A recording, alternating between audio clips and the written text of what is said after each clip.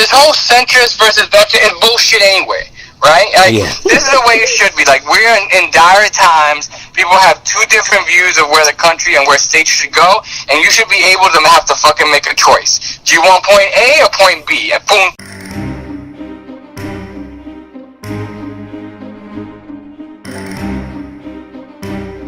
Welcome back to Race Talk Show, the podcast that won't be silenced. Thank you so much for joining us. This is your host, Ray Collazo. Download, subscribe, Race Talk Show. Anywhere you can download a podcast, iTunes, Stitcher, SoundCloud, Spotify, YouTube. The list goes on and on. You can continue the conversation on social media. Instagram at Race Latino Talk. Twitter at Race Podcast. Fire! I mean, this En Fuego episode of Race Talk Show, you're going to hear more. Took En Fuego. My Dominican homie, Elbert Garcia. The beginning of the show was an excerpt of him and I, a late night conversation we had in the wee hours of the morning, the night of the historic Andrew Gillum Democratic primary election. He's now the Democratic gubernatorial candidate in La Florida. So this was a raw, live, I mean, just real guttural conversation, our immediate response and reflections on that election. I mean, we spit in it. So you got to listen to that. The rest of that conversation's highlights in a second. After me and Elbert's wild chat in the wee hours from a few weeks ago, you're then going to hear the debut of a very exciting new voice in the Race Talk Show family, Yaya Rivera, a blogger at montage.com with a zero, more affectionately known to our friends as Yaya.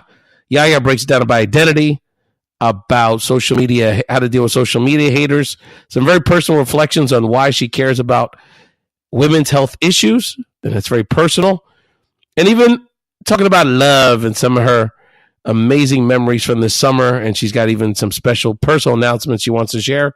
So you're going to hear from Elbert Garcia, Yaya Rivera, and I will be interspliced in there coming back to give my thoughts about the reason that's sort of obvious that we're not talking about around the success of this new generation of exciting candidates around the country, like Andrew Gillum, Ayanna Presley, Alexandria Ocasio-Cortez. And at the end of the podcast, I'll give you some more tidbits and updates about what's happening in our world. Thanks so much for joining Race Talk Show. Let's listen to Elbert Garcia and Yaya Rivera spin that fire. But Gillum won Orlando. That was an early victory. He grabbed like Orange County and Orlando, So I guess the Puerto Rocks, for what it's worth, black vote in Orlando. The black vote and I think well, I had to look at the numbers, but the fact that Soto had a competitive race, right? And there was other local competitive things going on. I don't know if our homegirl Joanna Lopez, who was running for like county school board, won. There was some other local dynamics there. Amy Mercado was in the mix, so there was other local races that were kind of driving the Puerto Rican voters out, like for other local elections. So I'm sure that helped. No small thing for Darren to beat Alan Grayson in that race. So, with Darren, I think I don't know what the final numbers were, but I think he convincingly beat. Yeah, they called it pretty early. Yeah. But still not a small thing. I mean, that shows that district is a firm Latino CHC district from now on. That sort of puts that district in that category. But I'm just so excited for Andrew. Our homie Leo Cruz was down there. I saw the. Our Puerto Rican leadership got jazzed about it, down the stretch. But, I've known Andrew a long time. He's a good guy, man. I'm really excited about it. No, it's going to be good. And, I'm glad I put my statement out there last week, let people know where I stood. I was Andrew.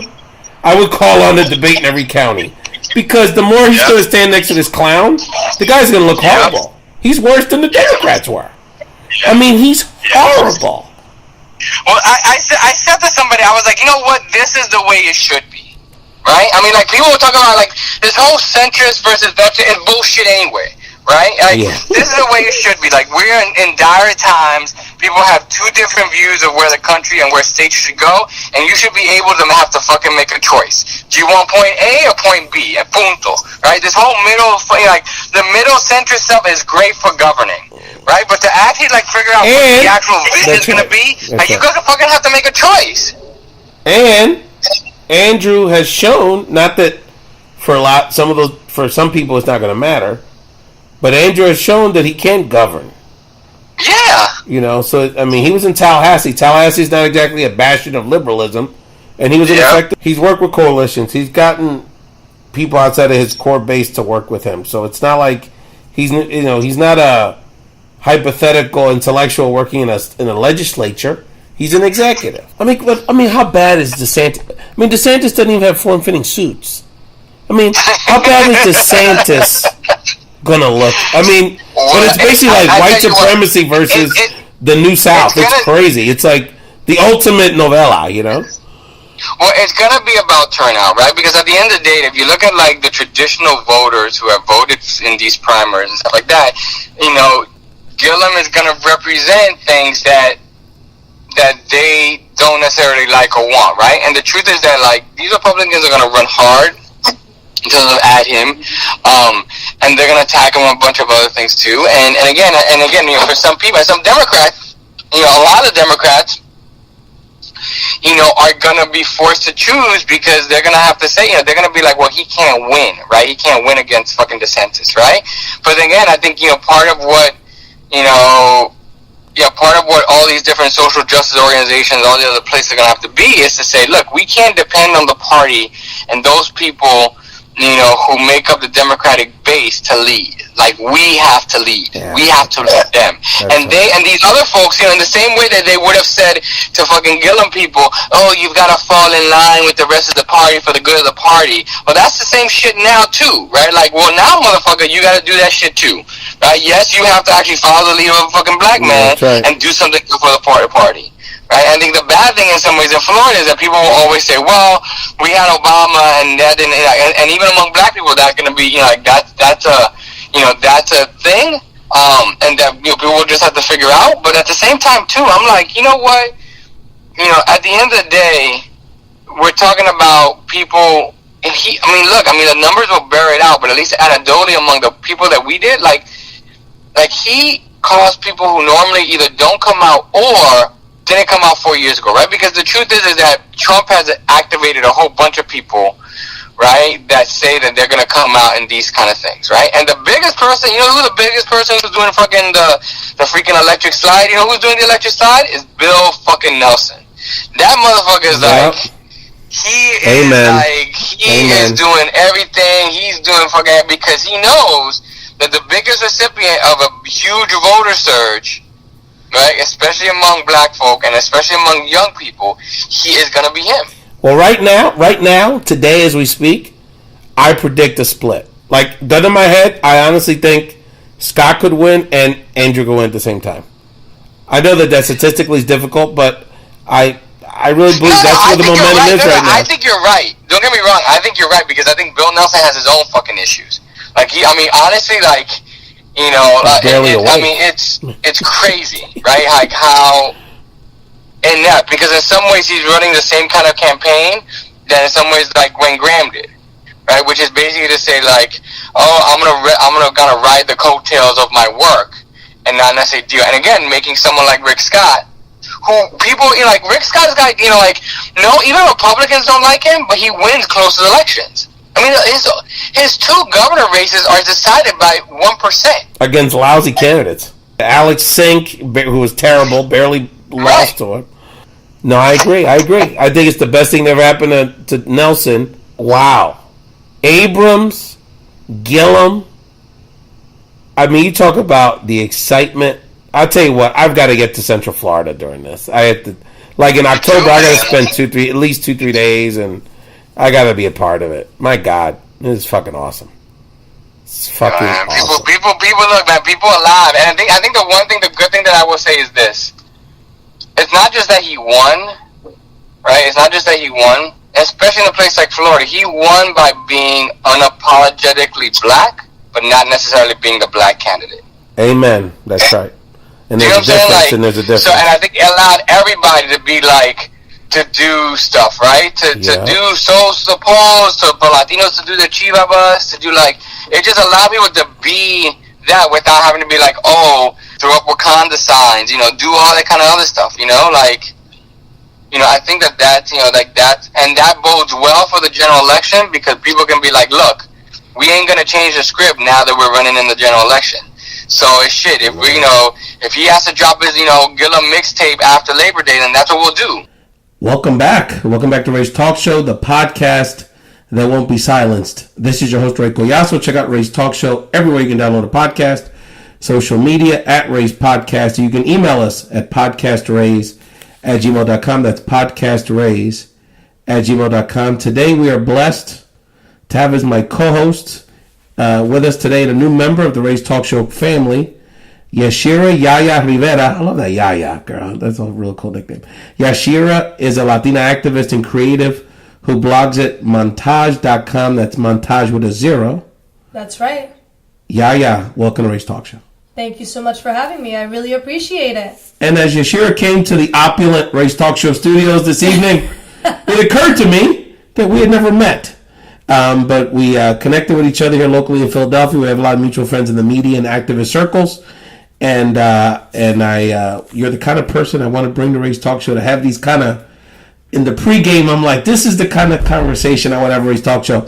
So why don't you let people know where you're coming from, Yashira Rivera, and what's exciting about what brings you to the table to begin some of these conversations here on Ray's Talk Show? No, absolutely. So, of course, thank you for introducing me and for this invitation. My name is Yashira Marie Terese Rivera Calero. I go by Yaya Rivera because you can't fit my name on a business card. You would have to have on the bottom, turn here or turn over to get my whole name on it. What brings me to Philadelphia is the city of brotherly love, man. Even though it's some of the most rudest people in Northeast. Oh, we're nice.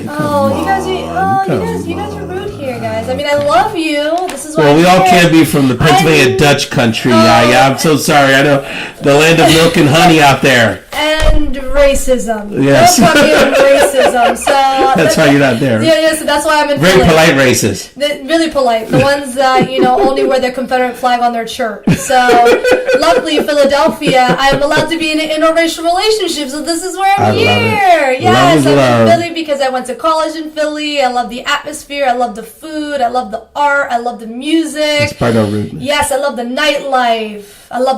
And even though the people are rude, I still love you. I love you so much. You know why? Because I don't have time for dilly-dallying either. We got places to go, people to see. So that's right. To be too nice, I'm like, weary. And we're going to talk later in the show. Yaya's had a fantastic summer, including some travel. We wanted her to give us some tips because I know a lot of my audience love to travel and always like to hear from people like you, Yaya, and your tips on your travels. So we want to bounce around a little bit. I did want to start this conversation talking about identity because Yaya and I and other friends are in social media and the intersection of talking about how do we uplift our collective communities and being proud of our identities in a way that's inclusive to others and in an agenda that is about uplifting all of us in equality. And so specifically identity politics. So it seems like to many people that are the base of the Democratic Party and the progressive movement, we are the base. Women, people of color, the LGBT community. At times, we're accused of alienating potential allies, potential swing voters, moderates, simply by raising issues from our perspective. So, Yaya, where do we start with this? Because how I look at it is that the people that have built this President Trump's presidency and his administration is built on the most evil form of identity politics, convincing white people that their identity needs to be formed in a way that's exclusive and fearful of us, and actually punishing us for simply being here. Think about Puerto Rico. Think about immigration issues. So where do we begin to have this conversation around identity and identity politics? Well, I think one of the things that's important is that as Latinos or Latinx community, within our own community, we don't even self-identify properly there. So I think there's a lot of deep-rooted issues, especially in the Latino community, especially when it comes to admitting that there's African roots. So we won't get into that part, okay? Because I know that those of you who are listening can't see me, but I look like I'm half black and half white, with my big hair, my caramel skin. So when people see me, they're like, I don't know what you are. And I'm like, I'm human. It's none of your business. But what's amazing is that we're not going to get into self-identifying within the Latino community because we only have limited time. And that's not the question you asked. But I did want to throw that in there because let me tell you, Latinos, we need to get it together. And we love to have those conversations here. We always remind people, and there's actually, without getting into too many details, I'm part of a working group dealing with those issues, and we were And I think I was breaking some things down in the conversation, and people were impressed. And it was really funny because, and then one of them, they had their look on his face. And I said, let me guess what you're thinking. You're thinking, why is this guy, everyone else at the table identifies either as African-American or Afro-Latino. And he said, well, but why do you care? You're not as dark as we are. And I'm like, if we don't begin to push this conversation, not just among people that we subjectively identify as black, we're not going to move forward. Never. You can't be, and we're going to have I'm going to have a episode dedicated just to where reggaeton and urban Latino music fits into the picture. But the first thing we're going to say on that show is that if you as a Latino, regardless of what you look like or what you self-identify racially or ethnically, is that if you pride yourself in our culture and our music, virtually every genre that you feel honors you and is black music. Bomba y plena, hello. Merengue, salsa, cumbia, hello. Reggaeton, hello. They're all from Africa, exactly. Like the base. But I do want to say on that note that having la burbu or pelo rizo is not pelo malo, people. Let's stop putting that label on it. Think of all the women that get perms and use rolos and do all those things. Think how much money gets spent. It's unbelievable to me how much money also. All I had to do was just separate it in 4 pieces and unknot it and put a little bit of conditioner. Well, it impacts my wife's lighter skin, but she's got similar hair to you. And it's like, it just permeates our society so much, even once across races, like this like beauty standard, like you not only have to be white, but you have to have a certain texture of hair. It has to be straight. Yeah, it has to be straight, right? Because this is considered pelo malo. Exactly. So the one message I do want to say today is, ladies, if you have la burbu or pelo rizo, no es pelo malo. It is pelo bello. So rock your afro, ladies, because it's popping. So yes, Yaya, do we have a responsibility to, this gets in the conversation about white fragility, right? Because it's like, I think about the Black Lives Matter movement. That's brand was, and the tagline was Black Lives Matter. Not exactly a threatening message. Not at all. And even that ongoing movement around police brutality issues brought up this conversation of, oh, wow, you're basically reminding white people that you exist and that you deserve equality, and that somehow impacts the progressive coalition, Democratic coalition. So, I almost feel like we're in a rock and a hard place here. Well, what's interesting is that you had mentioned earlier about, this administration and their legitimate propaganda and how it's almost an attack on the Latino community, or Latinx, and, African American, or just people of color in general. And if you mix that with the Black Lives Matter movement, what I find so incredibly fascinating is that the grassroots of Black Lives Matter is to bring up the topics of injustice, specifically when it comes to systemic oppression, which can include incarceration. We don't have enough time for the amount of ways that people of color are oppressed, but predominantly police brutality. If you look at the rates of the types or the color of the skin of the human beings that are being massacred by police officers in the street, you would see that they're predominantly not white. So what blows my mind by me saying that is that not only are they under surveillance to be considered a terroristic group, a lot of media outlets consider them a terroristic group. A lot of, I want to call them alt-right, even that's a little disrespectful to say, oh, they're a terroristic group, yet you have the Ku Klux Klan and Pennsylvania being 3rd or 4th in the United States of having the most hate groups in the United States. I repeat, Pennsylvania literally has some of the most hate groups in the United States. Top 3 or 4 people. I'm not talking 4, 5, 6, 7, 8, 9, and we're not even in the South. That is where the phrase Pennsyltucky comes from. And yet they're able to parade the streets, they're able to wear their flags, they're able to wear their jackets, they got special treatment at the Metro. Yeah, they got special treatment at the Metro because they don't want people to be affiliated with them or cause any ruckus, and they didn't want them to be uncomfortable. Yeah, exactly. Basically. And what we're seeing now, for me personally, is you're seeing something very similar to when the Black Panthers movement rose. Yes, they had terroristic activities, and I don't agree with everything that they signify, but that's another group that was created because of injustice. It wasn't because of supremacy. Same with Black Lives Matter. When you talk about the Ku Klux Klan and white nationalists, You're talking about that they believe that they're the supreme race and that they're the end-all, say-all, and everybody else, we need to get rid of them, we need to ship them out, we have to kill them, we have to do whatever we do to get rid of them. And yet they completely fly underneath this radar of non-existent when people cry freedom of speech. Yeah, Black Lives Matters are a bunch of thugs and terrorists. Colin Kaepernick can't kneel. No, and you know, in the whole NFL, like me personally, that's a catastrophe because they never kneeled out of disrespect for the flag. They never kneeled out of disrespect for the veterans or the military. This administration and certain individuals that plainly don't like people of color made it that issue and brainwashed the masses to believe that's the issue. Yeah. If you heard the first interview with Colin Kaepernick, when they asked him why he did it, one of his top 3 reasons was police brutality. Because at the time, if I'm not mistaken, I don't want to quote myself on this, but it was around the time of, I want to say Tamir Rice and like all of these victims. There had been a series of issues. Yeah, it was like a series of victims that caused this. And I don't want to just throw out Tamir Rice's name, but let me just remind you that was a child that was murdered by a police officer for having not a real gun. And instead of doing any of the process that a police officer in an open carry state. Yeah, in an open carry state, he jumped out of his car like he was in a Bruce Willis movie and just shot a child, you know? And it just blows my mind that there's not, to me personally, there's not enough uproar. Because at the end of the day, Rafael, you and I are in that category. And that's what Latinos have to understand. Right. That maybe we're not maybe as dark as an African American or our fellow Latinx communities or whatever it is, people of color. I could be the next Sandra Bland.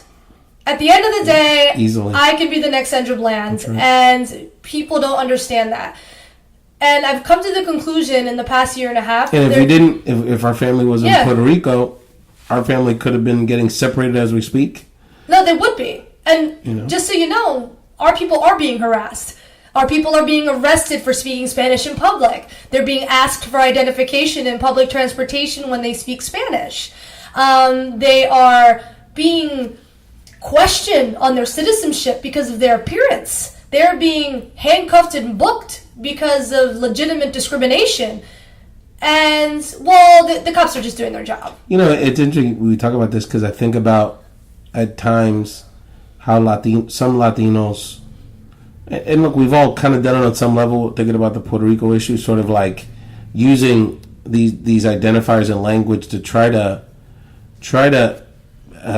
minimize some of the repression or some of the pushback on us just being around. So I think about like how much we used the talking point around, well, what happened in Puerto Rico shouldn't be happening because we're all American citizens, as if that makes us any more human. Highlighting our military and our law enforcement members of our family, which we love and, we support them, but, kind of highlighting these what we think are supposed to be areas of acceptance when we're seeing time and time again that none of that really matters. It really doesn't matter, and it's quite devastating. I've actually pulled back. Deporting veterans. We're deporting veterans. We're deporting people that contribute to society. So let's just think about how we're viewed in just the media or in general. And I work for media, so I'm not talking in regards to all media. I think it's incredibly important for individuals when they read a headline or if they see something to go to the source and do basic research. Because when it comes to the legislation that is being passed, it's on whatever state you live in .gov. You can see any bill that's being on the verge of being voted on. When it comes to what policies and procedures that have to be done within your community, I mean, that's all online and it's all factual and it's all real. So what's incredibly discouraging is that we live in a society where resources are completely limitless. Yet so many are easily negatively affected to just take what they're being told. So when the President of the United States called Mexicans, who are our brothers and sisters, criminals and rapists, when every time they talk about immigration, he talks about MS-13s, who are a gang that originated in the United States of America in California. Was fomented by the CIA and correct. That's a whole other episode. That's a whole other episode, but know your history, folks. And say, okay, well, we have to get rid of all immigrants because of MS-13s. Meanwhile, in the same breath, children in the United States are more unsafe than individuals who are enlisted in the United States military. That's an actual fact. And the perpetrators of these shootings are not Latino, they are not Mexican, they are not Muslim, they are not from anywhere else in the world except born and bred national, at-home, local terrorism.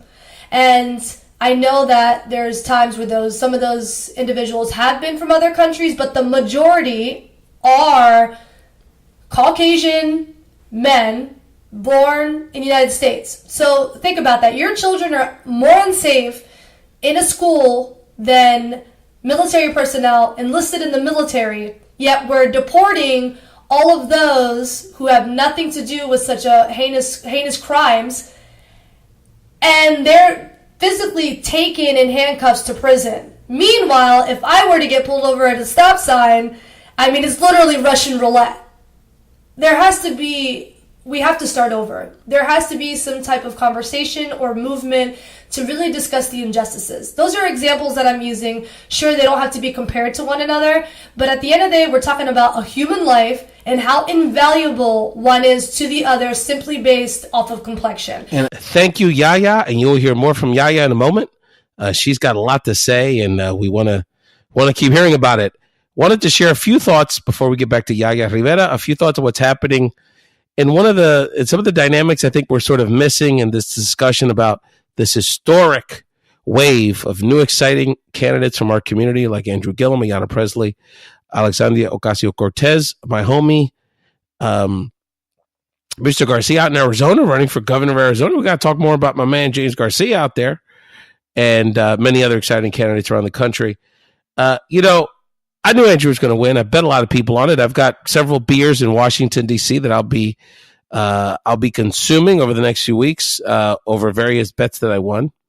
Because, at the end of the day, I got my ear to the ground. I saw what was happening, and I knew, knowing Andrew as well as I do, that at the end of the day, he just needed enough money and enough exposure for people to see that he was not just the most exciting, the most charismatic, the most good-looking, the tallest, the darkest, the handsomest. That's part of it, of course. He's got a great profile, a great family life. It's a great story.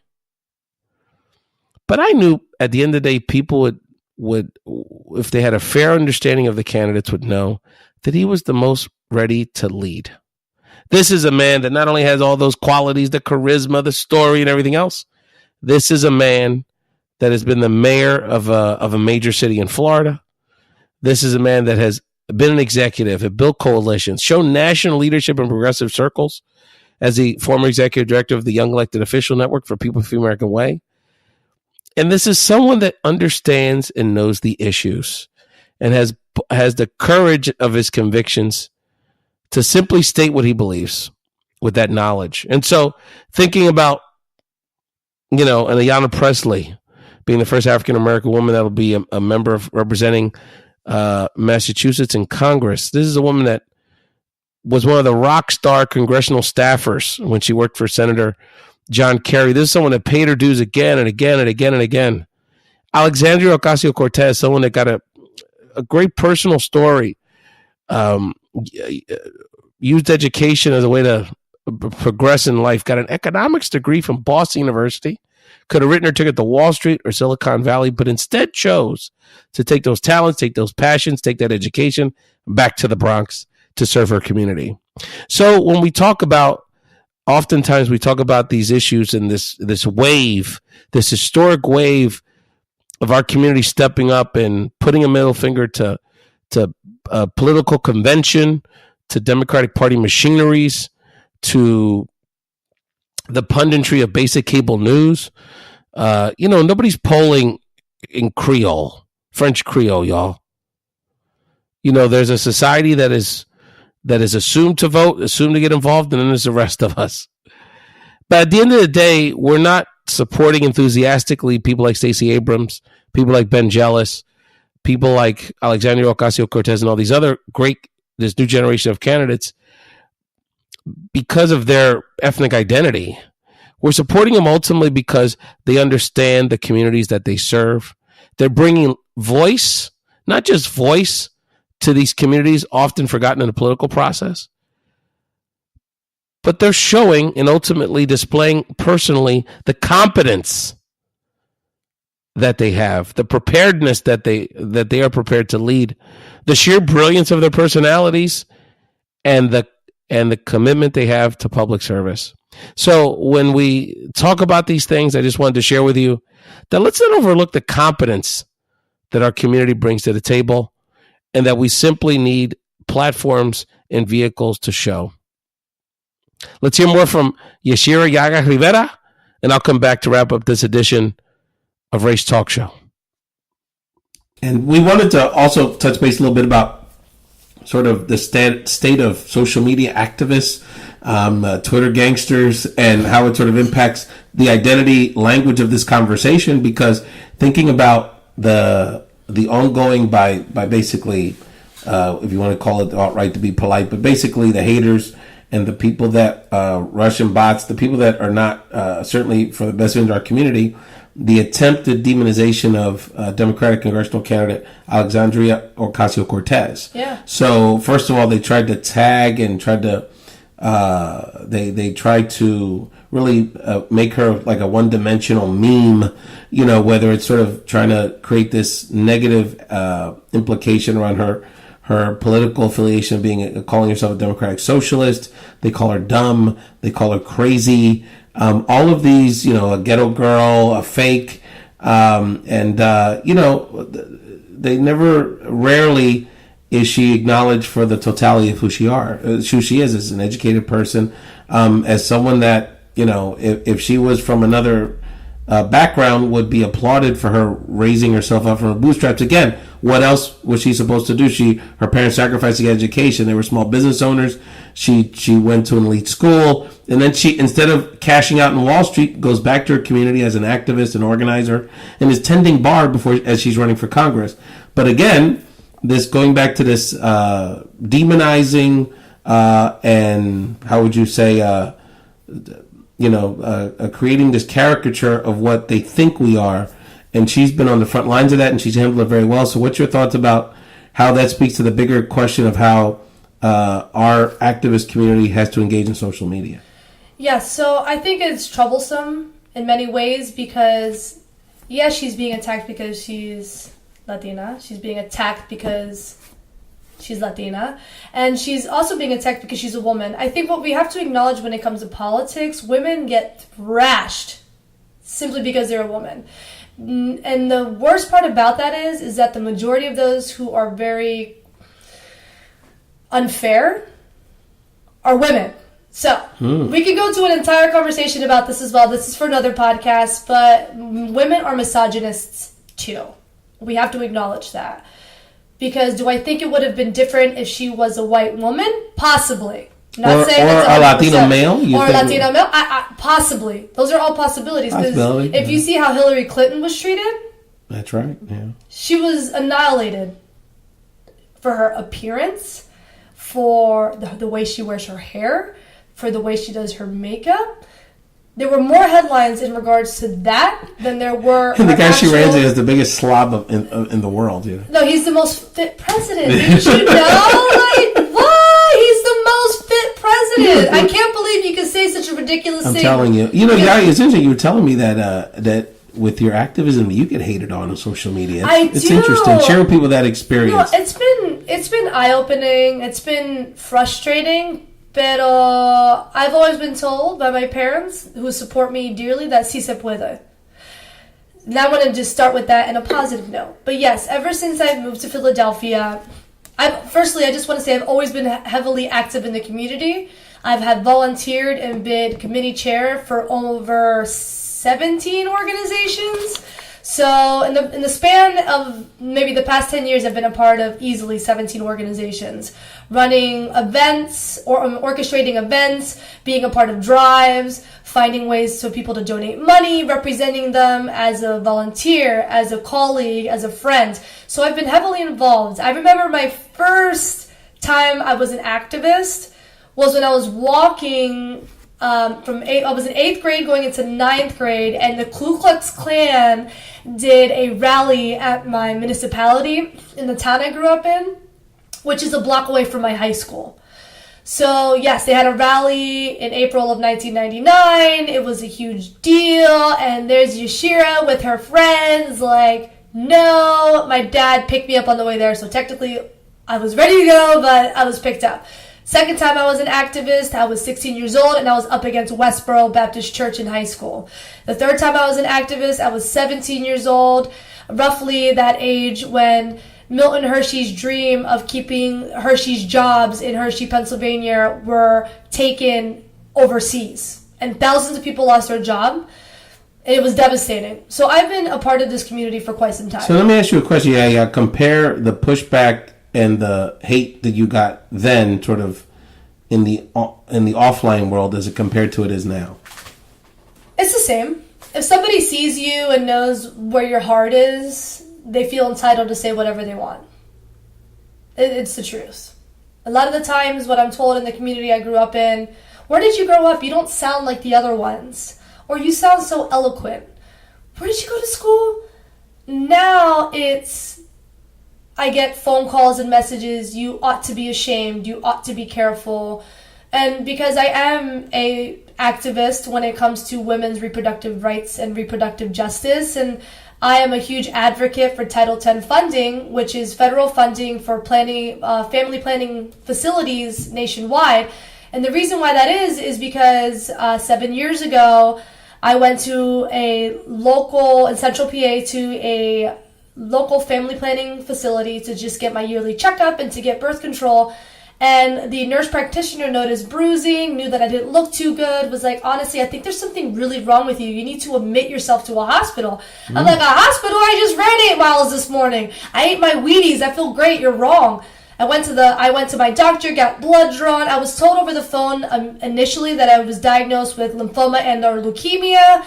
And that turned into 2 blood autoimmune disorders that I have. So the reason why I fight to Title X is because there's something in your body called platelets, and it's what causes your blood to clot, and it also carries really important components to fight against bacteria and illnesses and etc. It also carries serotonin, which is very important for mental health. And an average person has like above the 250 range. It's 250,000 per. I don't want to get too medical because I'm not a doctor, but I just know 250 plus is what I tell myself. When I went to the hospital and admitted myself, I was at 14, which meant I was on the verge of internally bleeding. With my 25-minute nosebleeds, with my uncontrollable menstrual periods, with everything, I had to put on medications, I had to go through infusions. I literally could have almost died. If I would have postponed my appointment or if I would have done something else, I wouldn't be here today. Now let's flash forward for 7 years later. The same facility who found my ITP and my alpha thalassemia found my sister's breast cancer at an early stage. So my sister in the past year has battled through over 6-7 surgeries, mastectomy, like she's been through it all. My sister's battling breast cancer as we speak. Wow, God bless her.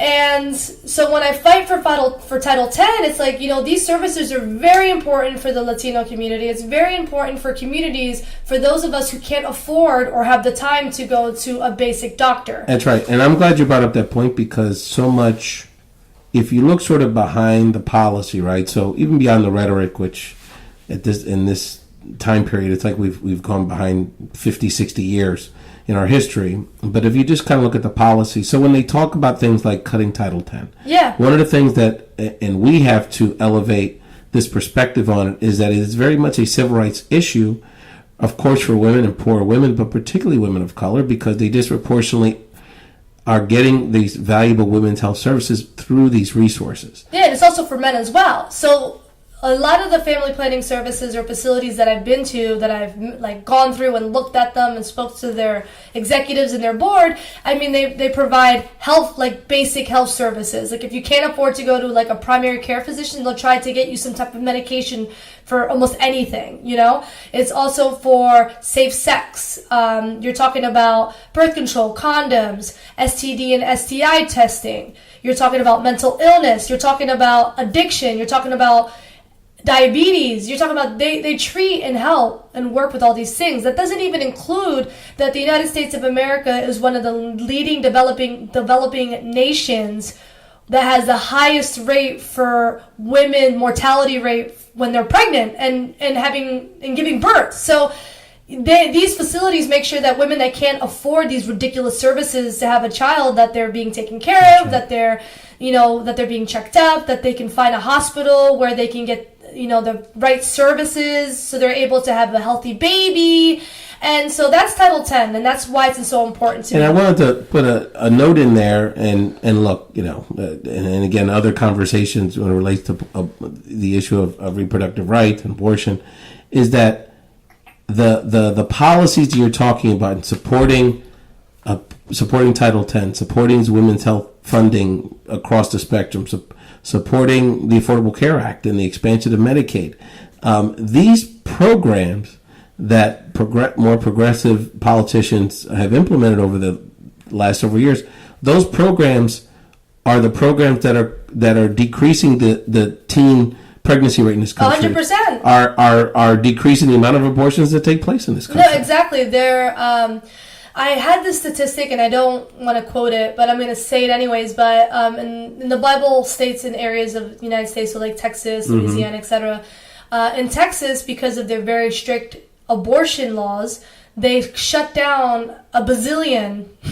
It's not even a real number. And that's poor women and primarily Latina and Black women. I forget what this is. I'm that don't have access. I didn't break those numbers with me, but it's pretty high. We work really closely with the Planned Parenthood leadership in Texas, Ivan Gutierrez. So we've had those conversations. But yeah, essentially, what Yaya's talking about. So if you're any woman, any young woman that is in any of these services, there may not, because of the restricted state laws, there may not be a Planned Parenthood or a similar facility in your entire county. No, there's some that are not even in your state.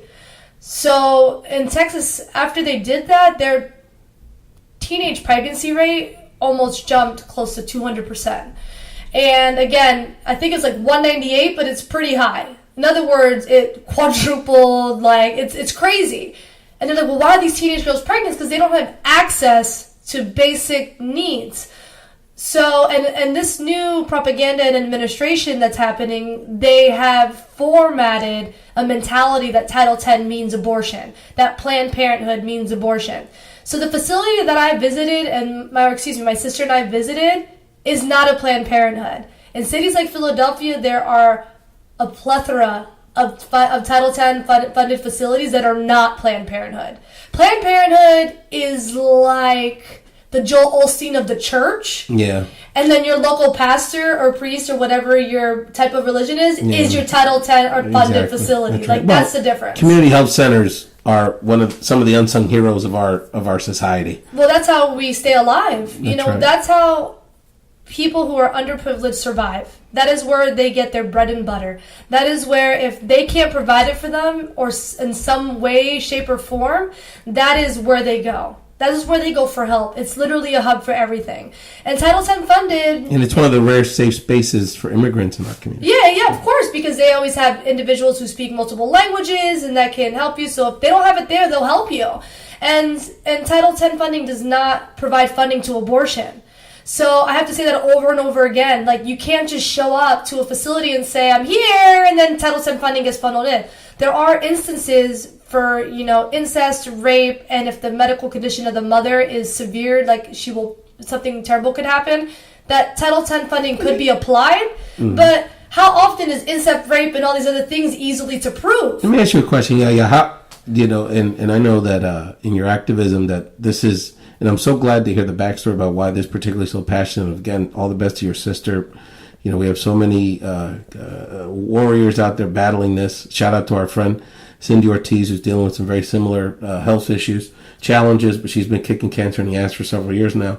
So what have you found has been successful in messaging this? I'm big in particularly in the Latina community because it's a taboo subject, and nobody wants to talk about it. Nobody wants to talk about it. How do we make inroads? Because that's what I'm trying to get with the social media part is that we have to defend ourselves. We do have to defend ourselves. We got to block off the haters, but there has to be a dialogue for us with the people that we want to reach out to develop this understanding. So what I've been doing personally on social media to avoid the hate, and because again, I'm very lucky to be in a workspace professionally where I am able to be an activist. So I'm very fortunate because not everybody has that privilege, correct? That's right, you're right. And now instead of getting in Facebook wars and dealing with Facebook thugs and dealing with all these monstrosities, which I used to do at first through this administration, but I always try to use facts and try to drop knowledge. I don't try to call people names. I try to be respectable. So the way that I have been doing it is through doing more and saying less.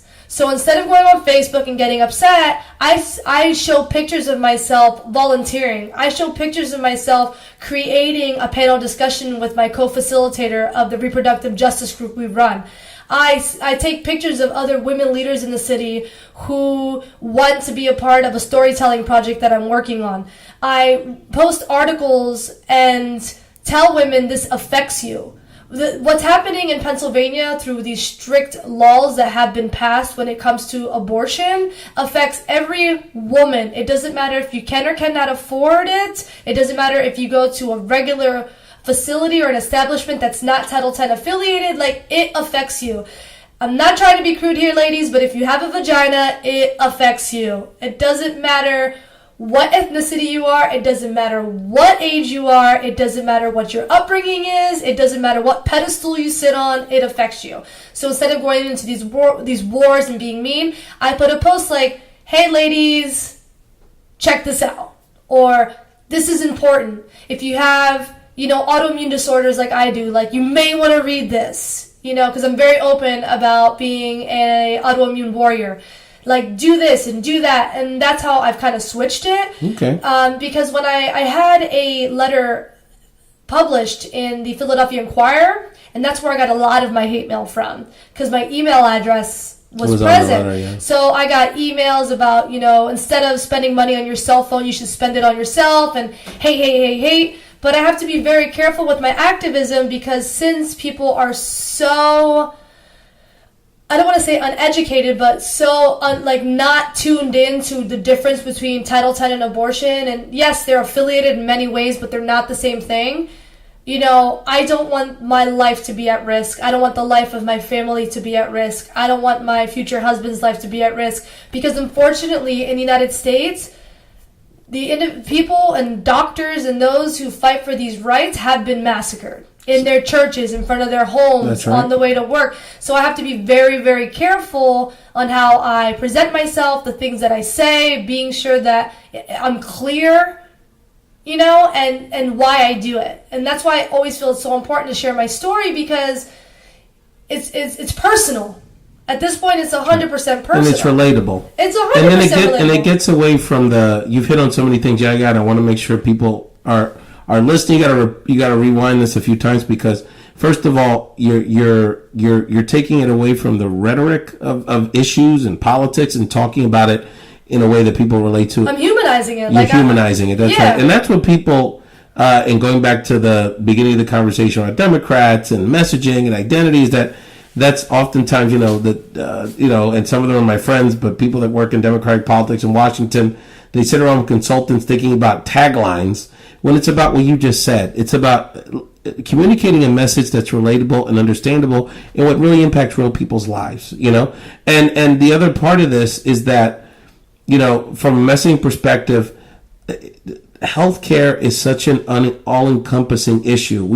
In the work that I do with my day job, we talk about economic policy, we talk about environmental issues, we talk about all these issues, on some level what's ongoing in Puerto Rico, right? And thinking about it, there's a climate change lens or what have you, but it's talking about how does this impact people's, their health, and how does this impact their quality of life, and then sharing those stories and being vulnerable to share, and not just speaking on high and being a Twitter warrior, really sharing what, our own vulnerabilities as activists, I think is very powerful. So I think, Yaya, you were hitting on it, and I'm going to give you a second to catch your breath, because we're going to talk about some fun stuff. We're going to let loose a little bit, talk about your fun summer. So tonight, you had a chance to get your breath. You've been spitting fire all day. So let's talk about lovey-dovey stuff and the fun summer you've had. I love love. So first of all, now I see a different. The body language is totally different now. I'm just like all smitten. So I'm like melting in my seat. The glow is there. So can we share with people you got engaged this summer and share with people the beautiful environment that you and Ryan were in for your special moment? Yes. So I want to give a shout out, if that's okay. Absolutely. To the last topic, real quick, to my sisters. And I'm going to try my hardest not to be emotional, but my sisters are fierce. They're impeccable. They're two very different and strong women. Are you one of three? I'm one of three. Oh, my wife's one of three. And I'm the youngest. Oh, she's the middle. Oh, I'm the youngest. My sister who's the middle, she's a piece of work, but man, she makes me look like she's so strong and powerful. Like she makes me look like a little girl. Like literally, when I'm standing next to her, I kind of like cower. Like I really would like to see that guy. You have to bring her in. Dude, I want to see if that's real. What you're saying? Fierce, man. She is so fierce, and to my families for being so supportive of all my endeavors, because it's not easy. Growing up in the community that I grew up in, and literally I'm the unicorn of the universe between how I look, how I talk, how I act. I always speak my truth, and it's not easy. So thank you. So that's my shout out. My next shout out is about what you just said. My spitting, I'm all happy and smiley and cheery. I'm like literally singing in the rain every day and all happy. To my love of my life, Ryan, honestly, he is one of the absolute best things that ever happened to me. I mean, a lot of people talk very highly about their partner, but but real. Like I have like the best partner in the universe. Like awesome. He takes care of me better than any other human being and better than myself. He looks past how I look and loves me for who I am. It's challenging in today's society to be in an interracial relationship. He is Caucasian American with German descent. I am Afro-Latina with the adobo and sazon. And he has the ability to step up to the plate when there is injustice towards me. It's beautiful. So instead of me having to go up to bat for myself and defending myself, he's like, no. You are not going to talk to my girl like that. And he doesn't do it in a disrespectful way. He's very eloquent. He's very well spoken. But he is my champion. So this champion of yours, you two went on a beautiful trip. We went on a beautiful trip to Spain. Uh-huh. Yes, it was our first time together in Europe. He's been to Europe and I've been to Europe, but it was our first time in Europe. Very nice. And he presented the trip to me in Christmas this past year. So I had no clue we were going. This is kind of like a whole story. So the Christmas before, he had bought me 23andMe to see what my background is, what my DNA is. And I came up through my maternal haplogroup, predominantly Iberian, which is Spain, or that region. So I'm like, that'd be cool to go to Spain, like go to the motherland, eat tapas and sangria, and like do all those things. Beautiful place. And he was like, okay, that sounds cool. Let's see what we can do. So Christmas of this past year, I fell asleep, too much coquito and arroz con gandules. And I had this cheese plate in front of me. It was all Spanish cheese. It was all Spanish ham with other food and Spanish wine. And on the bottom of it, it said, España 2018. Nice.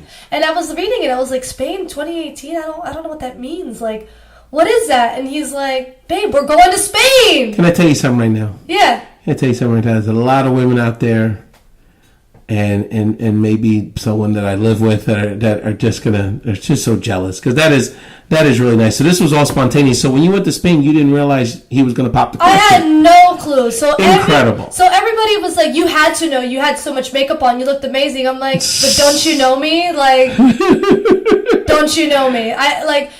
In Central PA, they always used to call him and I prom king and queen, because we dress up. Like, if we're going out, I have my pumps on, he has a suit on. So where were you in Spain?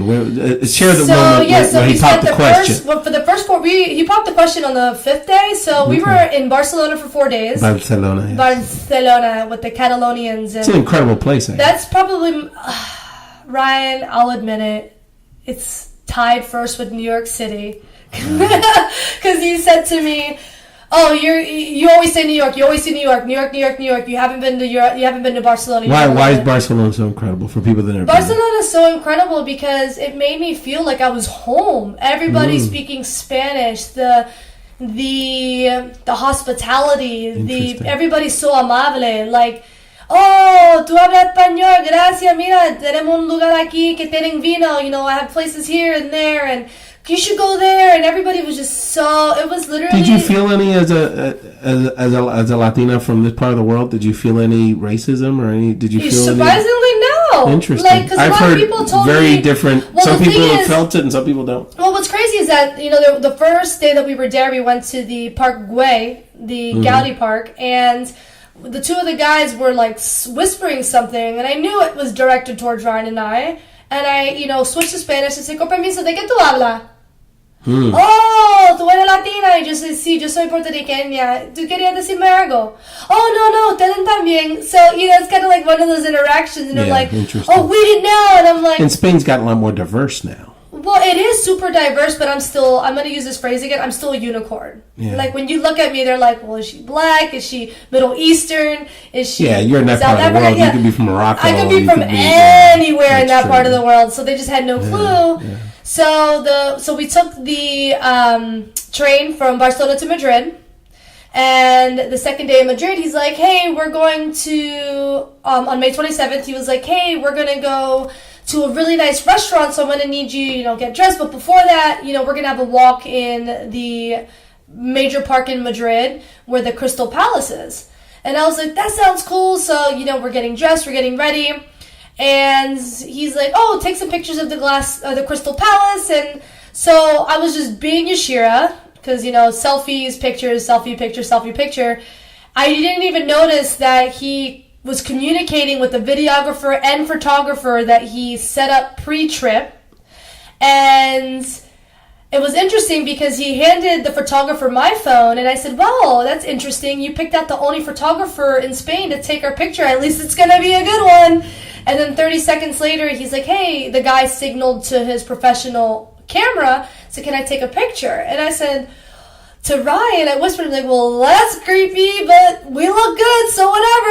And, I'm just smiling, and while that's happening, Ryan's getting down on one knee, like the whole shebang. Wow. He had a videographer there, so it's all captured on camera. And then after that happened, we did an entire engagement photo shoot in the park. So he wins for best best proposal ever. Yeah. I had no clue. Ryan's got the crown right now. Yeah, he does have the crown.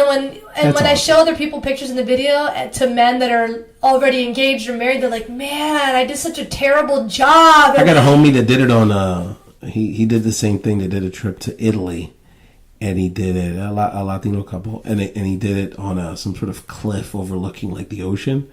And it was really nice, yeah. I gotta give those romantic guys a lot of credit. And he doesn't know Spanish. Wonderful. The videographer and photographer and him were communicating through Google Translator. Nice. He wasn't worried. That takes effort. And he wasn't concerned because he's like, I understand that you and I can't communicate, but when we get there, we will because my girlfriend speaks Spanish. That's fantastic. So after that, we took an entire engagement photo shoot in the park. And then afterwards, we didn't go to the restaurant he said we were going to. We went the next day, which is a restaurant on top of a hotel that is a 360 view of Madrid. Oh, nice. But that day, we drank champagne overlooking Madrid after Real Madrid won the cup. Oh. And it was crazy. Perfect. 100,000 people in the streets. It was amazing. And a lot of people say, was that the best part of your trip? I said, yeah, it was memorable because Ryan he's not a hopeless romantic, he's a romantic. Like, he's straight out of a book, and he treats me like that every single day. That's wonderful. So, it's not that he just did that day. He treats me like this every single day, and every person that's hearing this, you deserve a partner that treats you how you deserve to be treated. Period. Thank you. And nobody listening settle for less. Love in life isn't about convenience. It's about finding your life travel partner, because life is way too short for all that. That's right. Nonsense. And listen, Yaya, one last tip quickly about if anyone's going to Spain, just a tip, a location, a vibe, what would you recommend to make sure they include in their trip? We did Barcelona, Madrid, and Mallorca. Oh, nice. So after Madrid for several days, we took a flight from Madrid to Mallorca. Very nice. Each location very different. Each location very magical. I would say the one thing about, I love Barcelona, but Madrid was really dope too, and so was Mallorca. So it's hard to just choose one. It's so hard. No, that's why we gotta go to Spain. You just have to do all of them. But that's right. Drink the sangria, get the patatas bravas, because you can't go anywhere without potatoes with delicious cream sauce on them. Oh my goodness. Make sure you get the paella. Doesn't matter what kind you get. And literally just enjoy the weather there is phenomenal, and enjoy the ambiance because it's impeccable. You have been listening to a life force here, Yaya Rivera. Yaya, you have brought the heat. I am so impressed by your spirit. I mean, on social media, I knew who you were about, but until we were able to meet in person, you don't really get the effect. You have been an incredible life force here on Race Talk Show. Definitely continue to check out Yaya Rivera's blog at Montage with a Zero. Montage with a Zero. Soon to be JashiraRivera.com. I just haven't had the time to convert it. Fantastic. Any other shout outs or any reminders about where to follow you on social media? Yep, social media, Yaya, YAYA _ Rivera, RIVERA _ That's on Twitter, Facebook, and Instagram. Just keep a lookout, man. I have a lot of projects underneath the radar. Got a lot going on. I'm doing a fundraiser soon for an organization that help all immigrants, including asylum seekers, refugees, and like I said, all immigrants. I'm also working on a storytelling project with my reproductive justice group, and I'm out there. Instead of fighting and doing all these things, we really have to comprehend that we're all human. And unity is always above hate. And even though at times it's very complicated for anyone who's an activist or passionate about their work to be always kind, we have to acknowledge that even if we may not always agree, it's incredibly important to treat it with kindness. And even if what you're doing doesn't change every person's mind whom you're speaking to, there's always that one person that you're able to influence. And that's truly all that matters. That's so well said. And thinking about thinking about, the women that have been in the news this week that won their elections, Ilhan Omar, Rashida Tlaib, Alexandria OcasioCortez, of course, Johanna Hayes up in Connecticut, and thinking about these women that are being acknowledged, honored. There's a lot of buzz, and, God bless them. They're doing amazing things. But one of the things I want, and I'm so glad the way you wrapped up this conversation, because, you don't have to be a celebrity. You don't have to be a political official. You don't have to be famous to be impacting people in a very significant way. And that's one of the things that I'm so proud about our Race Talk Show community, because, they are, they're doing it very selflessly and without a lot of recognition, and not trying to be, social media stars. They really care about people. They're activists. And, they just want to ultimately benefit humanity. So, Yaya, you're part of that vibe. And hit people up, hit Yaya up, not the haters, not the trollers. My Race Talk Show community. I want the trollers No, too. but I want my Race Talk Show people not only give you love, but tell them you got to come back on Race Talk Show and talk about this and talk about that. Yaya, we got to work something out. You're a big part of the community, and I'm glad we got to meet. And this is the first of many conversations on Race Talk Show. I look forward to it. I appreciate this opportunity, and I just want to say, love is love is love is love, and we're all in this together. That's right. And we're all in it together. So thank you so much. That's right. I appreciate you, Yaya. And again, if you like what you heard, not only hit up Yaya Rivera on social media and support all of her efforts, but continue to support, download, subscribe, and review Race Talk Show. Again, you can find us anywhere you can download a podcast, iTunes, Stitcher, Spotify. The list goes on. And you can always hit us up on social media at Race Podcast. Mil gracias. Congratulations. Thank you. And we'll be in touch very soon. Thank you. Bye. Thanks, Yaya and Elbert, for bringing some serious heat on this edition of Race Talk Show. You'll always hear more from Elby, who's one of my main homies, always on the show, and Yaya, who you're going to be hearing a lot more from here on Race Talk Show. A few other quick notes. President Trump can go fly a kite for his comments today about the island of Puerto Rico. He said they did an excellent job when over 3,000 Puerto Ricans died unnecessarily due to Hurricane Maria. Senator Merkley of Oregon just announced a memo that he uncovered from DHS that shows the administration has moved $10 million from FEMA to bolster border enforcement. Now, listen clearly, people, money that should be going to recovery efforts in Puerto Rico or Houston, or maybe that impending storm heading to the Carolinas as we speak. No. He's putting more money into incarcerating immigrants, many who came applying for asylum, many of which are children. Y'all, this is real simple. The only way to confront this blatant racism and this absolute disaster of an administration is to vote in November and mobilize people to vote like never before. Are you pissed off? You better be. Now it's time to fight at the ballot box. Thank you again, Yaya and Elbert, for joining this episode. This episode is dedicated, of course, to the memory of the victims of 9/11, their families, and the first responders that so bravely stood up for all of us. Y'all will never be forgotten. Subscribe and download Ray's Talk Show anywhere you download a podcast. And continue the conversation on social media at Ray's Latino Talk on Instagram or Ray's Podcast on Twitter. Thank you all so much. If you ain't registered to vote, you got some time. Y pa'lante.